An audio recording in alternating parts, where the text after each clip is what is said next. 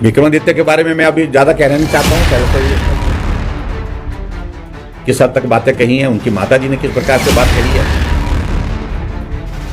ने उनका पलटू राम नहीं रखा उनका नाम, पल पल पलटू। तो हर उनके बारे में थोड़ा बाद में बताऊंगा, ज़्यादा बेहतर रहेगा थोड़ा।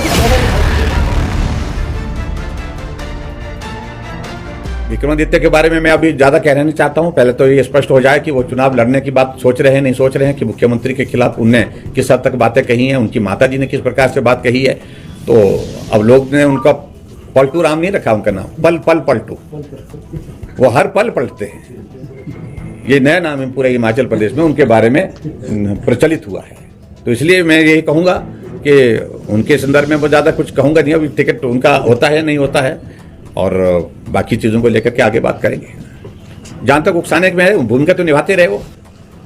उन्हें इन 6 विधायकों को और सारे इनको जो है वो उत्साहित तो करते ही रहे, इसमें तो दो राय नहीं है। क्योंकि प्रतिभा सिंह सरकार के खिलाफ बोलती रही, विक्रमादित्य ने त्यागपत्र दे दिया, तो उत्साह तो देते रहे जो ऐसे विधायक जो कांग्रेस से नाराज थे। और फिर उसके बाद अपने आप यू टर्न लेकर के पीछे खड़े हो गए। तो उसमें मैं उनकी भूमिका बारे में थोड़ा बाद में बताऊंगा, ज़्यादा बेहतर रहेगा थोड़ा। 14 विधायक की जो बात कर रहे हैं वो आने वाले समय में साथ में हो जाएगी। देखिए, एक बात कहूँ मैं, ये सरकार नहीं रहेगी नहीं रहेगी नहीं रहेगी। 22, 23, शायद 24 तारीख को सीपीएस का मामला चला हुआ कोर्ट में, माननीय कोर्ट में। 6 लोग वो हैं जिसमें सुप्रीम कोर्ट की पहले से जजमेंट है कि सीपीएस नियुक्त नहीं किए जा सकते हैं। ये गैर संवैधानिक प्रक्रिया के माध्यम से ये बनाए गए हैं। सिर्फ समय का इंतजार करिए। 6 वो लोग चले जाएंगे तो फिर सरकार बताओ हमको कैसे उनकी रहेगी।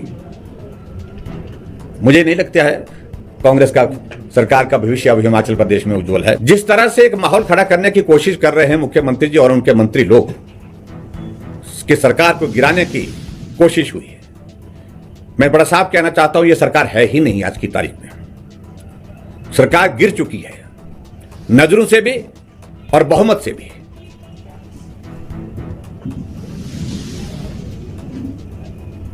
जब राज्यसभा की सीट में इनके 43 विधायकों से संख्या 34 पर पहुंचती है और भाजपा की 25 से 34 पर पहुंचती है और अंततः भाजपा की जीत होती है, तो नैतिकता तो यह बनती थी कि मुख्यमंत्री को त्यागपत्र देना चाहिए था। क्योंकि उनके नेतृत्व में सरकार राज्यसभा में जीत दिलाने में वो असफल रहे, बहुमत होने के बावजूद भी वो हार गए। नैतिकता तो यह बनती थी, त्यागपत्र देना चाहिए था। कि धन बल के आधार पर सरकार को गिराने की कोशिश हो रही है।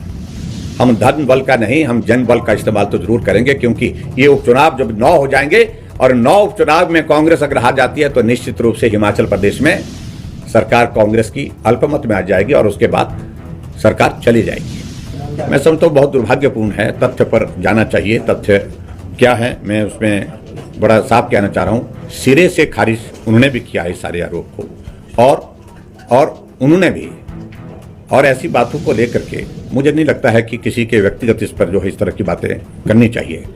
और मैं यही कहूँगा कि हमारे पार्टी की जो नेतृत्व की बात आती है, जहाँ उन्होंने निर्णय किया है और उसमें प्रमुख लोगों से कंसल्टेशन के बाद वो सारा किया है, उसमें मुझे लगता है कि कोई इस तरह की बात नहीं है। और बड़ा साफ कह रहा हूँ कि जब कंगना जी ने ही सिरे से इस बात को नकारा है कि ये सत्य नहीं है, नहीं है तो नहीं है, इसको ज़्यादा तूल देने की आवश्यकता है, इसको बहुत इस तरह से उठाने की आवश्यकता नहीं है। तो कुछ चीज़ों को लेकर के, और ये बहुत सेंसिटिव है, और ये अगर बहुत ज़्यादा इस मसले को इस तरह से उठाने की कोशिश होगी तो स्वाभाविक रूप से ये इलेक्शन कमीशन में भी हम इसके बारे में शिकायत करेंगे।